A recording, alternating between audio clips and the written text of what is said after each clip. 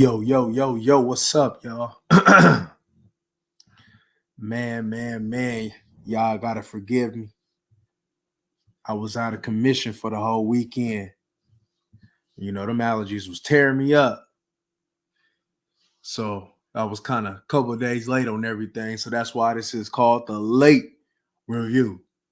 But sometimes, not all the time, better late than never. Let me make sure that my volume is good. Let me see. Let me make sure we good. Cause I want to talk. Cause I don't like overrating things. I like to get straight down. Let me see. All right, we good. We good. I want to talk real quick.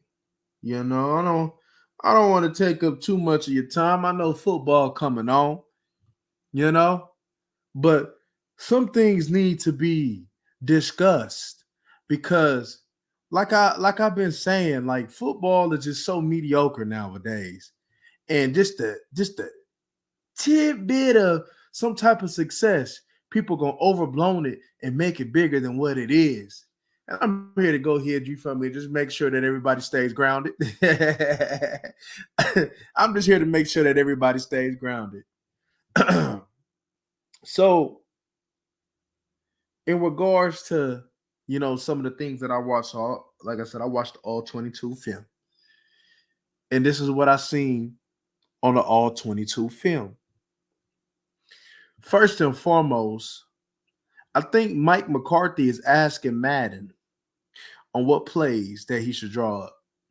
Because there's sometimes like it's more of when he calls it, right? Situational play calling, right? Like I would love, I would love to see more rub routes from Mike McCarthy. Like, can I see more rub routes? Like, can we do more to get these wide receivers open? Because I evaluated some things, especially on this particular all 22. Normally, I kind of take a look back a little bit more, pay a little bit more attention to the front seven. But on this time, even though I did pay attention to the front seven, I kind of looked a little bit, tad bit more to the back end. And I've seen something. I think his situational play calling, as far as like when he calls certain plays, what type of action he uses, and like the spacing that he uses is certain and type. Like it sucks. It sucks right now. It sucks. He need to get this. He need to get that corrected. He needs to get and another thing, right? Because I'm gonna tell you what. Even though it seems like Mike McCarthy is asking Madden on some of his play call, it ain't on all. It's not all Mike McCarthy's fault. It's Dak Prescott's fault too, and I'm gonna go ahead and explain why. Not even taking the 60 million in consideration, even though it's always a be taken into consideration when we talk about him now. But there's certain things, especially as a veteran quarterback, that you have to see. He don't see it, y'all. He's late to see it. Like I said, he just calls whatever Mike McCarthy. That's why Mike McCarthy looks so bad. Because Mike McCarthy, not only is he fighting for his job, but he also got to try to fight to see if he can call the best play to protect your $60 million quarterback, even though you shouldn't, because he's a $60 million quarterback, but also to get something decent as far as regarding his personnel. His $60 million quarterback don't make plays. He don't got IQ. Right? Why? Like, let's talk about this offense in general, real quick, before we even get to talking about specific players. One, let's go ahead and just take this thing out as far as Dak Prescott ain't got no time. Out of the month that we've been watching Cowboy football, Dak Prescott got time, y'all. As much time as Tyler Guyton be getting dog walked, he still got time, y'all. As much as Terrence Steele be losing his matchups at times, he still got time, y'all. He has no pocket awareness whatsoever. I promise you this. None. No feel. His feel for the game is lacking. He is not a playmaker, y'all. Not at all. If it ain't there, he's not gonna make a way. So when we look at how this offense is stale, it's a large part of your quarterback. People just look at the statistics. Oh, he had this completion percentage. Oh, he had this. Oh, he threw this many touchdowns. Man, the game bigger than that. You could throw for no touchdowns and have a couple picks and still have a hell of a game. Because you ain't taking into the consideration of what happened. That's why it's important to look at film. I could have 2 picks, but I could hit it dead in a wide receiver's hands and he dropped it and it bounced out to the other person's hands. Is that my fault?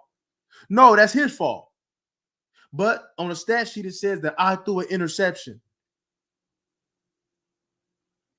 He is not playing well. Like when I see, like, one thing I see is like these cornerbacks is sitting, especially on Brandon Cooks. How many shots do the Cowboys take? In the month that we've been playing football, how many shots do the Cowboys take? That's not all on Mike McCarthy. That's on Dak Prescott too. How many times are you loosening up the defense? He has time.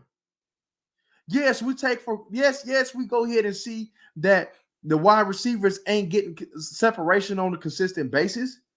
But let's be honest with you. A lot of the time, there's some scrub-ass wide receivers in the NFL who ain't getting the job done. But they have coordinators who call certain things to help get them open. So yes, that falls on Mike McCarthy too. But this falls on Dak too. That's why at the beginning of this live, I asked for more rub routes. I need, like, where the creativity at? Like, there's some things that Dak Prescott can do to play pitch and catch with number 88 that it would anybody who said they study football the way that he do will see. Damn. Some of the greatest wide receivers just play pitch and catch, play backyard football at times. So why the hell you just sit over there and just call the plays? It ain't like you ain't got the keys to the offense. I know you got the keys to the offense. Step your game up. Step your game up with this mediocre ass play. Because you for sure going to have to step your game up against Pittsburgh. They're going to heat your ass up. Step your game up. You missing a couple of your players now. Now this offense need to go ahead and pick up. It needs to pick up now. Because you missing a couple players, pretty much the best players on your defense. It's time to pick up. Like, none of this excuses stuff. Like he is not seeing nothing. He's not seeing the field correct. There's times where we come up there and we get field goals. I'm looking at the all 22. I'm like, damn, he should have tried Cooks. He should have tried Cooks and pushed that thing toward the corner of the end zone. But what do we do? Settle for 3. It's him. It ain't all him, because Mike McCarthy definitely has some to blame in this with that play calling, but it's him. It's 4. Why do we got to sit over there and dumb down the playbook just for you to not go ahead and make no plays with a dumbed down playbook? Lamar Jackson got one of the most dumbest down playbooks that a quarterback can have in the NFL, but he makes plays with it. Like, I'm looking at, like, when Dak Prescott do the fake read option, right? When he acts like he's going to keep it, and you know damn well the defense don't even respect him that he's going to keep it, because he don't never keep it. They just press on the running backs. Part of what you got to do as a quarterback, man, sometimes you're going to have to keep it so the defense can respect it, so we can have more spacing. Sometimes you got to throw it deep so the defense can respect it, so we can have more spacing underneath, so we can have more space to run the goddamn ball. This is simple football. Why is he making it so complicated? It's not complicated. You've been playing the quarterback position for years. And you telling me that you can't go ahead and process this? This is crazy to me. Shout out to Kai. Kai said, after seeing what the Commanders did, we in trouble. They might win a division. Also, Dak is not as mobile as he used to be. And Mike is going to take the fall for Dak like Dan Quinn did. Yep. Yeah, Mike for sure going to take the fall for Dak's deficiencies when it comes down to being a functional quarterback. Like when you hear Tom Brady being hard on quarterbacks, it's the truth. Because I know Tom Brady ain't the only one thinking it. Like some of these, like a lot of these quarterbacks is making some C plus throws. Dak Prescott is making some C plus throws, some D throws. Just because he completed doesn't mean that it was a good pass. Now we understand that all the passes ain't gonna be on the money, and sometimes the wide receiver's gonna have to make it though. But there's certain times with ball placement that you have to be on the money with, not only to save your wide receiver, right, but to put your team in the best positions. And Dak don't put us in the best positions. We're relying on number 88, hoping for a big play, or Mike McCarthy to call some hellified offense. And we're not getting it with the scrub ass offense that we got. So who got to raise their game, elevate their game? Number 4, especially with your defense taking the hit that it did injury wise, number 4 has to raise up his game to another level. See, people want to talk about this MVP play. Well, shit, I need to see that MVP play, so-called, these next few games. We got what? Pittsburgh coming up. We got Detroit coming up. Who else we got coming up? I know. We got the Niners coming up, I think. So we got all them games coming up. So Dak Prescott got to be on point. I'm not about to make no excuses for that boy. Hell no. He got time. I promise you, y'all. When I look at that film, he got time. He got enough time. It's his indecision. It's his him not wanting to take off. Like all of this stuff factors in to helping the play call. Sometimes you got to help the play caller out. The play caller ain't gonna sit over there and call 100% good plays every single goddamn game. You got to help the play caller out. The wide receiver got to help the play caller out by making a play. How many of these people make plays? What did your coach tell you when y'all was playing football? I need somebody that's gonna make plays. He decided to need, like, he'll stretch, do your job, but he also want within you doing your job to make a goddamn play. And we ain't got nobody making plays. Like, this is crazy to me. I'm looking at these cornerbacks sitting on Brandon Cooks, sitting on his speed.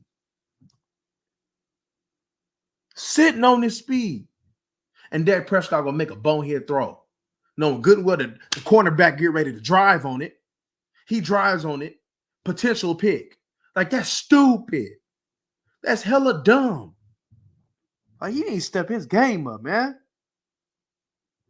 Like, god dang. What's the point of having this mobility as a quarterback and you don't use it? You thinking that you a pocket quarterback. You trying to tell me if Tom Brady and them would have had your legs, you telling me that they wouldn't take off more than what they did? I absolutely know they would have took off more than what they did. But you're not helping the offense out. You're trying to be a product of the offense. You got to help the offense out and make plays, man. Like, I just sit up and I'm like, this is pathetic. Like, this, like, hey, look, you thought the Baltimore Ravens film was irritating me? Hell no, this Giants game was irritating me the most. And we won the game. And we won the damn game.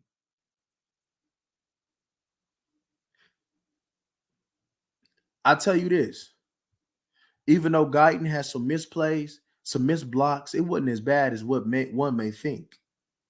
I'm gonna tell you that, since we're gonna talk about individual players. It wasn't as bad as one may think. And another thing, BB. I'm not saying BB played bad, but when they acting like BB dominated Dexter Lawrence, that's far from the truth. Dexter Lawrence got his. Just like when you win a rep as a defensive lineman, sometimes it's not going to always lead up to you making a play or getting the pressure. And one thing's for sure, I seen Dexter Lawrence get his. I seen him get free. So let's not act like Cooper Beebe just dominated Dexter Lawrence, because that's far from the case.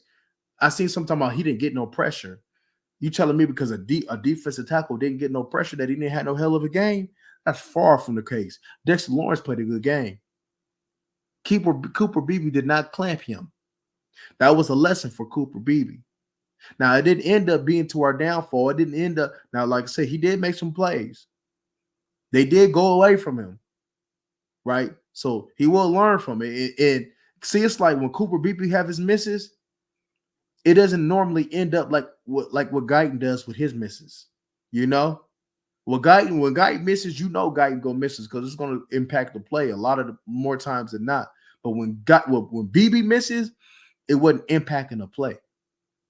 You know, like I said, I'm not saying that BB played a bad game because he didn't play a bad game. But all this talk about him shutting down Dexter Lawrence, that's far from the case. Far from the case. You know? But let's go ahead and take a trip down the defensive lane. You know, Minnie Richter said back down memory lane. Let's go ahead and take a trip down the defense lane. Let's talk about it. Mozzie Smith. I'm gonna tell you something. Mozzie Smith made a couple plays though, but all this is Mozzie Smith dominated. Far from the case. Far from the case. Far from the case. Far from the case. He's still having issues with his get off. He's still having issues with awareness. He's still having issues, even though at times he showed it, right? Some flashes with getting off the block. So you telling me that a defensive tackle that's at his weight range, they say he doesn't want to get over to a certain amount of weight limit. You telling me that somebody that's late with his get off is going to go ahead and be a hell of a player for the Cowboys? Absolutely not. He hasn't fixed it. And when I tell you that his get off is delayed, it's very delayed.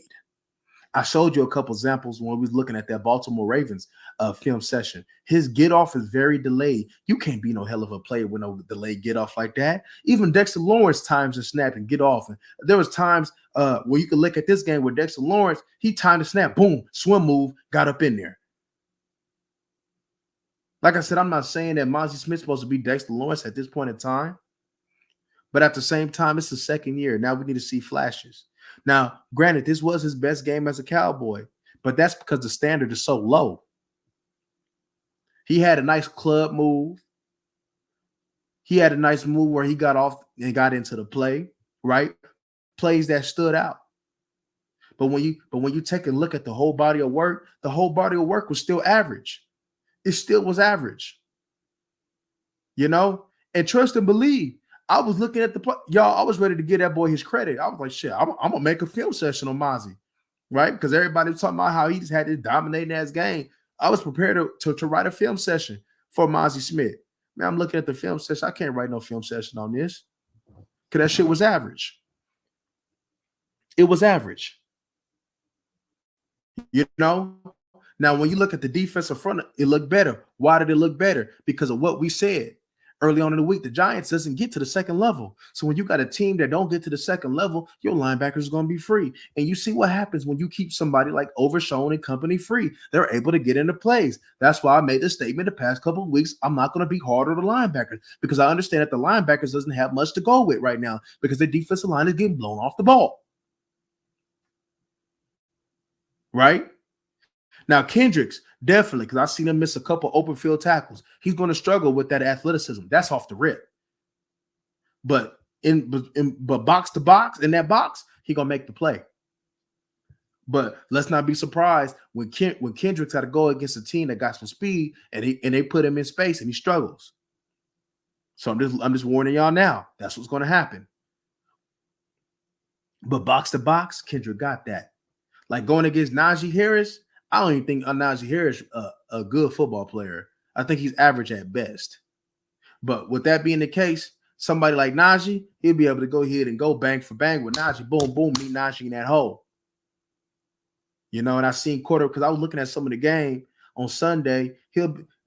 Patterson got hurt. He had a foot injury. I seen that. And Warren's out. Them the two backs that can give you trouble with that quickness, though. But Najee ain't got that quickness in the hole. So you'll be able to probably have some plays in with Najee. And then I know that Pittsburgh Steelers offensive line is banged up. So you might be able to have some decent success. But we'll look at the film. I'll let you guys know as we go along. Right? One thing's for sure, who you gonna miss, though? I don't even think you really gonna miss number 11 because number 11 ain't did shit. Number 11 did what he always been doing, right? Number 11 ain't make no good. I told y'all, right? When I made that statement, when the last time I went live, I said it looked like number 11 quit because he got popped, he got chipped by that running back, and like he did not want no more smoke. It looked like he was ducking contact the whole game. He did not want no more smoke. He's soft. What? I guess what? Now teams is going to be able to go about you a little bit more honest. Now they're not going to worry about number 11. That could be a good thing and that could be a bad thing. But you're not going to miss number 11. It ain't like he did anything in the run game. You going to miss him in the run game? No. What? He might get some occasional pressures. Okay, cool. Somebody else step up. Who you really going to miss is Tank Lawrence. That's who you really going to miss. Somebody who do things the majority of the time the right way. That's who you truly going to miss is Tank Lawrence. You're really going to miss him. That's a fact. You know? So you're really going to go through some growing pains now. Who going to step up? And what I seen from Carl Lawson, I remember on two occasions in the run game and in the pass game, he lost contain. Carl Lawson, you got to do better than that. They said that you was out of shape earlier in the season. Bro, we a month in. You telling me that you're not in shape right now? Man, get your ass in shape if you're not in shape.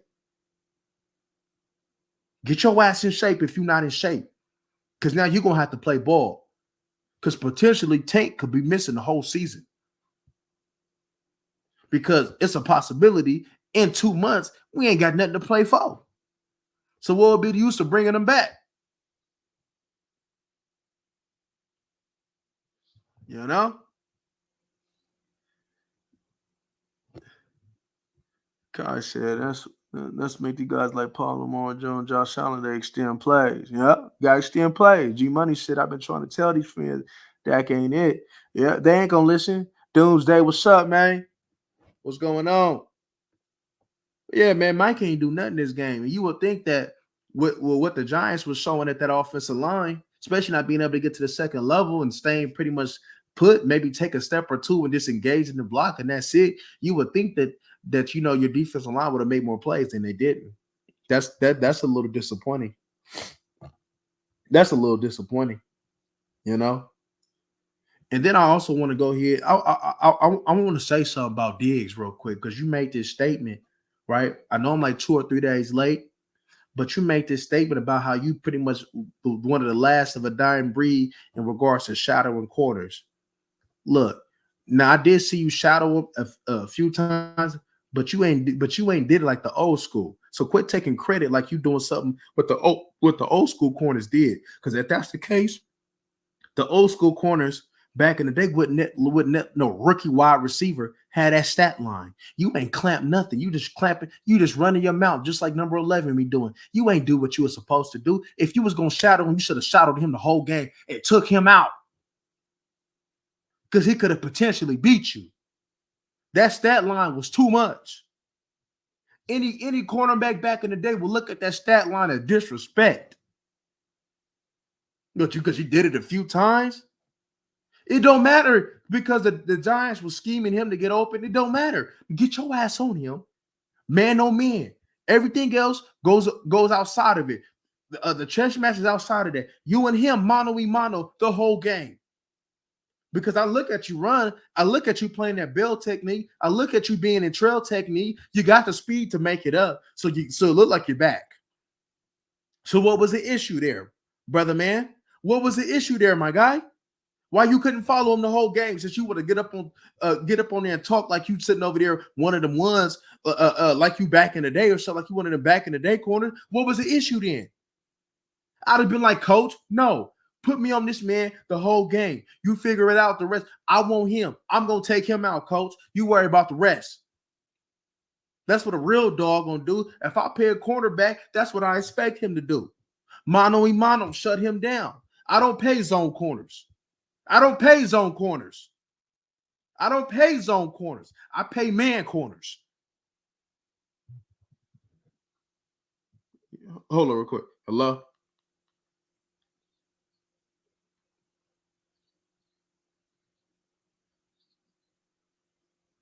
You can't get in?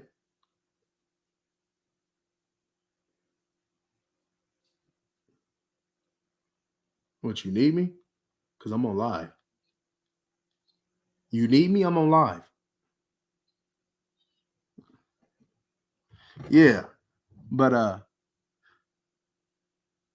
I'm having a hard time believing 53 professional athletes have no heart. They just don't care because they know the front off. Yep. Yep. Yep. Yep. And I got this to say. I'm looking at the tape. I'm looking at the defensive line. Give me no moves. Like, where's the moves at? Right? I see Mozzie with a club move. I don't see no swim moves. I see an occasional bull rush. I don't see no push pull moves. No wax on, wax off. I don't see nobody big. I don't see nobody with the Dwight Freeney spin move. I don't see nobody executing a simple rip when it's time to dip, other than maybe Tank, because he the last of a dying breed. But I look at this defensive line and some of the examples that I gave you in regards to moves, I don't see nobody executing them. None. You might get an inside out move with Mike. And if Micah got the hands on him, he'll maybe try to rip. But other than that, he doesn't do nothing. He maybe might swipe the hands down, maybe once every blue moon, but that's it. Tank ain't how he used to be anymore. So of course you're gonna have limitations. But when I look at what it's all said and done, I don't see nobody with no arsenal. So what the hell? Like what do we have coaches for if ain't nobody coaching? What do we have coaches for if ain't nobody coaching? I don't see nobody coaching, man. Nobody coaching. Like, come on, man. What like this is crazy, man. You know? Like when I look at that game, y'all, right? When I look at that game, I ain't I looked at that game with disgust because I understood the type of team, even though, like I said, the Giants is an improved team. I look at that team and I look at where you're at and just the realization, like if like we already had the realization about what this team is, but playing that Giants game really gave you the realization, like our team suck. Our team suck. They suck. And it's led by a quarterback. Man, I damn near want to call him trash because I don't think average play ain't nothing to be. I promise you, y'all gonna look at me crazy when I say this. I can get the same play from Daniel Jones for less. I'm telling you, Daniel Jones will come in and do the same damn thing that Dak doing. The same damn thing. I promise you. And he gonna take off more. I promise you. Daniel Jones gonna do the same damn thing, y'all. When it comes down to Dak separating himself from anybody else, he don't. And that's what's really gonna hurt the team. Dak Prescott being the average quarterback is gonna probably take away about 3 wins that you might should have this year. That delusional fan said his offense is so simple because Dak first, Scott Linehan, then Kellen Moore, now Mike McCarthy all dumb it down for Dak. Yep, we was just talking about that. Defense might be better off without Micah. Put a Reed defense in on the line. Yeah, I think so too. Like I had mentioned, yeah, you spot on it. We was talking about all that. You spot on. You spot on with all that. We was just talking about we ain't gonna miss Micah. We gonna miss Tank more than anything. Hood love was going on. 2 times. It's time to stop holding back Dak. Dak, he's trying. Man, if y'all would have seen what I seen on that all 22 when I was looking at it earlier, oh my God. That was ridiculous. That was just straight horrible QB play. Straight horrible QB play. I don't care what nobody say. That play was not low. What's going on? What's going on? That man, oh my gosh. Like when it came down right to like Dak Prescott being like pressured, I can count on how many hands. I can count on one hand on how many times where we be like, okay, man, that pressure kind of, maybe affected it. I don't think I even need the whole hand. He got time. One of the biggest things that we was talking about this offseason that would have been nice, that would be nice for Dak, is not Dak having nobody in his face. One thing for sure, Cooper Beebe, Tyler Smith, and Zach Martin keeps that pocket clean up the middle. In the 90 percentile, out of 100%, in the 90 percentile, they keep that pocket clean where he could step up, slide, all that.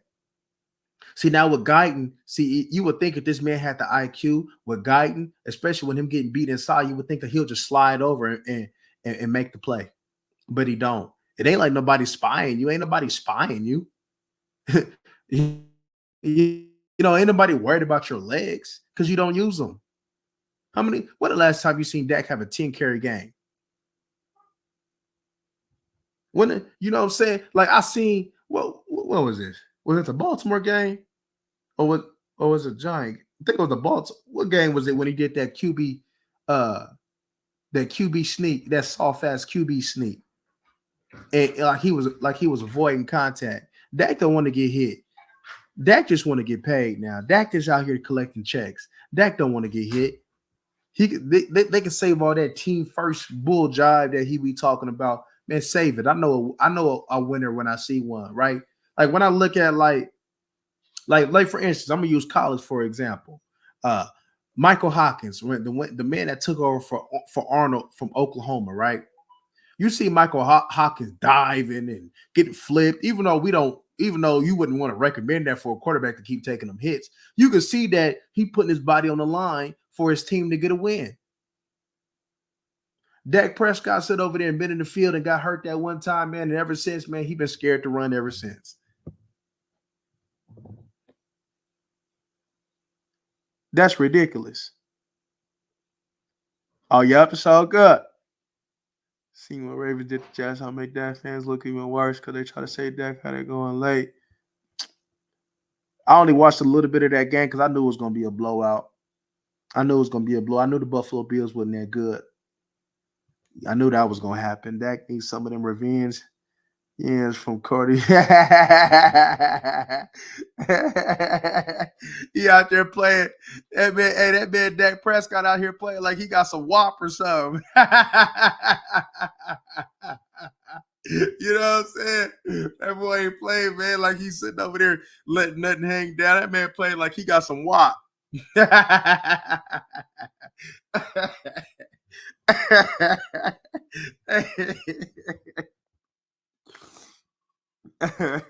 Trey Lance would be better than Dak. Oh yeah. I don't know why they make hey, look. It'd have been one thing if you would have extended Dak maybe like a year or two to give Trey Lance another year or two. But come on, man, we could all see it too. We could see it too. He ain't it. So you telling me that we out there that we extended a quarterback that give us average play because they think Trey Lance is going to do worse than that? Absolutely not. What they going to talk about? Because I see so many plays where Dak Prescott misses.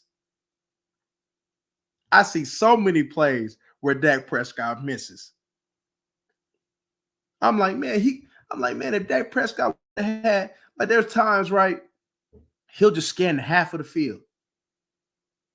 And if he would have went through his progressions, instead of that incomplete pass, he could have had like a 7-yard gain at minimum. He's not going through all his progressions. I see him at times. He's staring down wide receivers. He's not maneuvering in the pocket. He's not taking the necessary risk down the field the way he should. And when it comes down to like I see people talking about Dak Prescott playing this hellified chess game at the line of scrimmage. Man, if Dak Prescott was doing that, then Dak Prescott should have 400 yards against the New York Giants, especially with that banged up secondary that they got. He should have 400 yards. Because there were so many opportunities where if he would have just took the time, right, and check even one of the wide receivers. And Come on. Especially on the backside. Especially on the backside. If he would have just gave a check for something for a choice or something. Come on, man. That incompletion, that's continuing, and that's turning them threes into sevens. You see, with the defense that we got and the teams that we playing against, we can't afford to just keep putting up threes. We can't afford for Brandon Aubrey to be our best weapon. That can't happen. Dak Prescott and CeeDee Lamb should be our weapons. And another thing, quit giving Rico Dowdle the damn ball. Give it to Zeke more. We know that Zeke lost 4 steps, but man, still, Zeke is a better runner than Rico, and it shows. This is his facts. Especially when you come down to when you want to play ball control. See what Dak Prescott need to be doing from here on out, especially these next few weeks, is playing ball control. With the time of possession. We need to be having some drives that's 7 to 10 plays, maybe 11 plays, 12 plays, and getting points on the board. Because you got to protect that defense now. The defense is really shorthanded now. Like your whole defensive line is probably going to look hella unfamiliar. There's going to be nothing but new bodies on your defensive line now. Ghosted don't do nothing. You know, he's just a body out there. So you have absolutely nothing. So Dak Prescott will have to raise up his game. Will he do it is the question. And we all know that answer. We all know that answer. Mm-hmm. He out here missing Zeke in the flat. When it came out of him just just put a little bit more air on the throw when he had that pressure against the Saints, or was it against the Baltimore Ravens? When he could have just put some more air on it, bam, complete. Who knows what it would have happened? Like there's been opportunities where we've had it that has been missed because of bad quarterback play. With good quarterback play, you probably, even though the defense got mollywopped, you probably could have pulled that Ravens game out with good quarterback play. You might have could have pulled it out. Now, the way the Saints game went, that wasn't gonna happen. But with good quarterback play, because even though this defense is trash, you didn't win that Baltimore game off of. I mean, not Baltimore, but that Browns game. The defense played good that game, and then coming to find out that, especially with, I think. See, I'm gonna tell you what the Browns though, right? The Browns are still the Browns, but that Browns is really getting hit because of Ken Dorsey. Ken Dorsey sucks at offensive coordinator. It's the same thing that they were doing with the Bills, and he was stagnating the Bills. That's why they got rid of him. It's the same thing that he's doing to the Cleveland Browns. It's Ken Dorsey. It's Ken Dorsey. I'm telling you, it's Ken Dorsey. So with that being the case, right? Look at who beat the Cleveland Browns. Look who's been beating the Cleveland Browns. Is that a good win? No.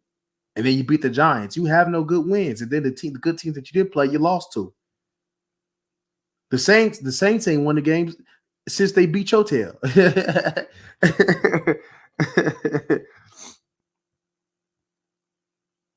Facts. Facts. Facts. Facts, Lo. That's big facts. Big facts. Like we don't get why this thing looking more complex than it should.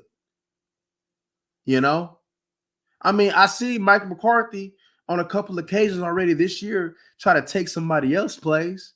So why are we not studying other people's plays and incorporating what they do, at least what they do with situational play calling? Like when we get in the red zone, right? Or when we cross the 50. How about we look at what some of these teams doing when they cross the 50? Some of these good teams that have solid offenses, that consistent offenses year in, year out. Can we look at what they do when they cross the 50? Because as soon as we cross the 50, it's Rap City. It's like we at the mercy of Brandon Aubrey, and that shouldn't be the case. Like if Brandon Aubrey wasn't smacking 50-yarders, 60-yarders, you might only got one win. If we just being honest, you might only just have one win. Because we understand that like what Mike McCarthy did at the end with that field goal with Brandon Aubrey, that wasn't smart. That wasn't smart at all. You don't do that. Especially with the type of team that you got and the type of leaky defense that you got. You sitting over there acting like your defense was just like you got some Baltimore Ravens defense or something. You can't do that. So that was a poor move on him. It's like Mike McCarthy just want to go ahead and he just like, Jerry, just take me out my misery. That's the case, just say something. You know? Because right now you going off like you about to have a dishonorable discharge. Man, just bow out gracefully if you ready. Because you already know Dak Prescott ain't gonna take him.